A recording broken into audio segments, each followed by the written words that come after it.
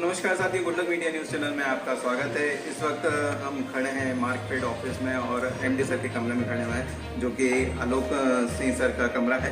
और चलिए हम उन्हीं से कुछ चर्चा करते हैं कि क्योंकि काफ़ी कुछ भ्रष्टाचार हो रहा है। विदिशा में भी कुछ सर के द्वारा एक FIR कराई गई, कर रहे हैं लोग। शासन के बड़े क्लियर निर्देश हैं और माननीय मुख्यमंत्री जी की मंशा है कि किसानों को सही दाम पे और सही खाद उपलब्ध हो। और मार्कफेड कई सालों से इस बिजनेस को बड़े ही शुद्धतापूर्वक करता है। जैसे ही हमारे ध्यान में ये घटना आई, तुरंत जिला प्रशासन को हम लोगों ने मौके पे भेजा और शाम को ही उनकी रिपोर्ट प्राप्त होने के साथ ही तत्काल उस कर्मचारी को निलंबित किया। इसके साथ ही कलेक्टर को अनुरोध किया कि उस कर्मचारी के खिलाफ FIR दर्ज की जाए और कठोर से कठोर कार्रवाई की जाए और भविष्य में हम उस पर और भी जो लीगल कार्रवाइयाँ होंगी वो भी सुनिश्चित करेंगे। इसके साथ ही हमने पूरे प्रदेश में इस पे स्ट्रिक्ट विजिल करने के लिए भी निर्देश दिए कि किसी प्रकार की कोई शिकायत नहीं आनी चाहिए।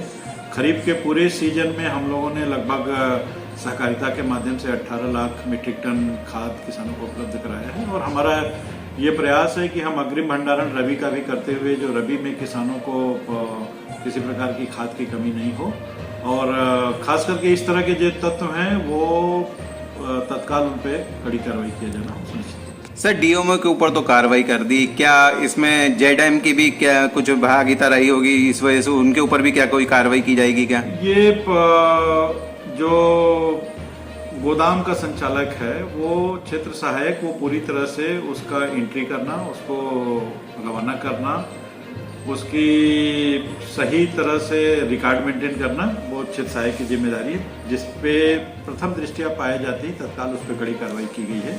इसके अलावा ZM और DMO को निर्देशित किया गया है कि तत्काल इसकी निरंतर मॉनिटरिंग सुनिश्चित रखें, जिससे भविष्य में इस तरह की कोई घटना ना हो। नहीं तो अगर सर ZM अगर प्रॉपर अगर देखरेख कर रहे होते तो इतनी बड़ी घटना नहीं हो रही होती। मतलब ZM की भी तो वो बनती है ना सर, उनके जांच करने की। वो मैं वही बोल रहा हूँ कि हर लेवल पे जो सिस्टम बना हुआ है उसकी मॉनिटरिंग का सिस्टम हमारे IFS पोर्टल पे भी है, पूरे डाटा भी सिस्टम पे रहते हैं। इसीलिए ZM और सभी DMOs को स्ट्रिक्ट निर्देश दिए गए हैं कि पूरे प्रदेश में लगभग 300 के लगभग गोदाम चलते हैं। उसमें एक घटना नज़ीर के रूप में हमने जैसे ही आया तत्काल हमने अपने कर्मचारी की ही FIR कराई है, उसके खिलाफ कड़ी कार्रवाई की है, विभागीय कार्रवाई तो की है, पुलिस कार्रवाई भी की है। और भविष्य में अगर कोई ऐसी कार्रवाई कोई ऐसा करता पाया जाता है तो हम और कठोर कार्रवाई। सर, जबलपुर में भी एक घटना हुई थी, उसके बाद में FIR के बाद में सर इनसे वसूली क्यों नहीं होती है सर? इन लोगों से जो कार्रवाई होनी चाहिए, भाई शासन के दुरुपयोग कर रहे हैं ना पैसों के। कार्रवाइयाँ अपने क्रम में चलती हैं। जिस भी कार्रवाई में यदि शासन को क्षति पाई जाती है उसकी विभागीय जांच होती है, उनकी वसूली की जाती है, उनके रिटायर होने के बावजूद भी उनकी नीलामी की जाती है, उनकी पेंशन बंद होती है।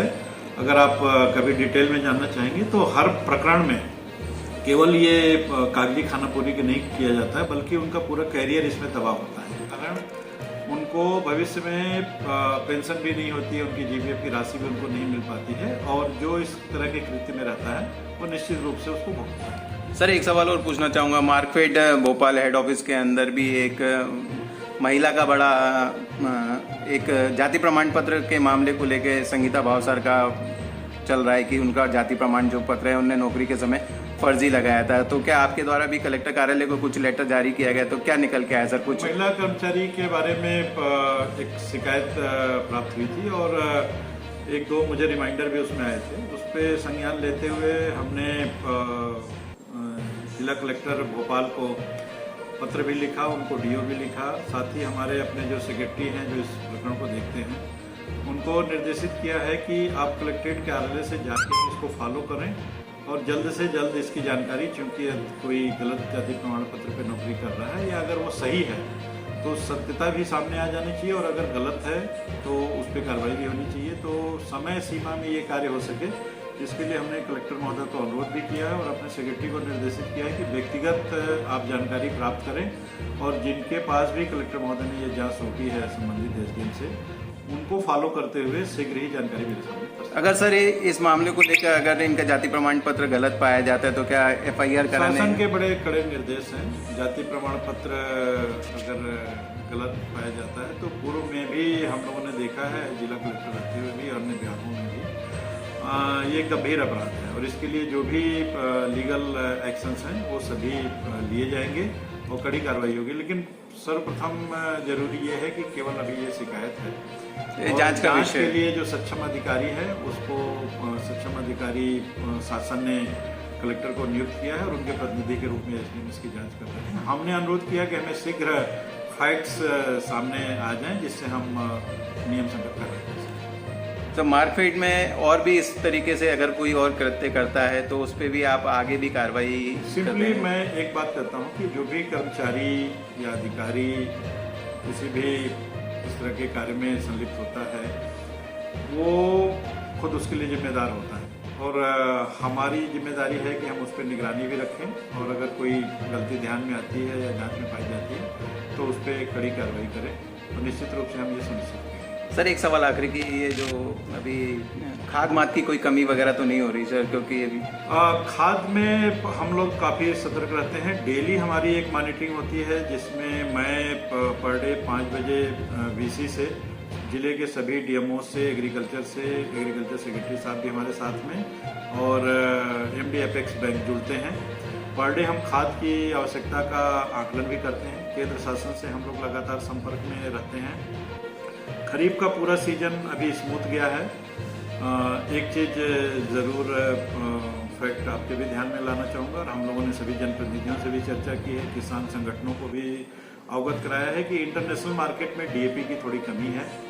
उसकी पूर्ति जो कॉम्प्लेक्स फर्टिलाइजर है 12-32-16, 20-20-13, इसके अलावा 16-16, इन सब जो कॉम्प्लेक्स फर्टिलाइजर आते हैं उससे भी इनकी पूर्ति हो जाती है। तो हम ये प्रयास कर रहे हैं और एग्रीकल्चर सेक्रेटरी साहब के माध्यम से भारत सरकार से हम लोग लगातार संपर्क में और हमें कॉम्प्लेक्स पर्याप्त मात्रा में प्राप्त भी हो रहा है।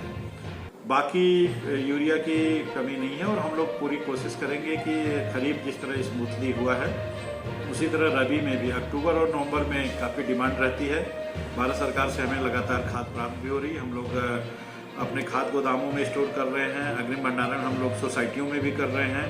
हमारे 4,500 सोसाइटी के पॉइंट और हमारे 280 जो हमारे डबल लॉक हैं उनमें भी हम लगातार भंडारण करते जा रहे हैं, क्योंकि सितंबर के महीने में थोड़ी खाद की खपत कम होती है और अक्टूबर नवंबर में बहुत तेज़ी से खपत होनी है। तो उसकी हम पूरी अग्रिम तैयारी कर रहे हैं और डेली इसकी मॉनिटरिंग करते हुए रैक का मूवमेंट, पूरा plan, single lock, double lock में कहाँ पे कितना खाद रहेगी उसकी प्लानिंग।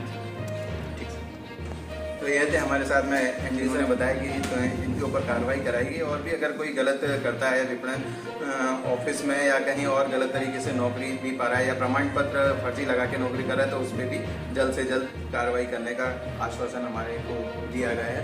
तब तक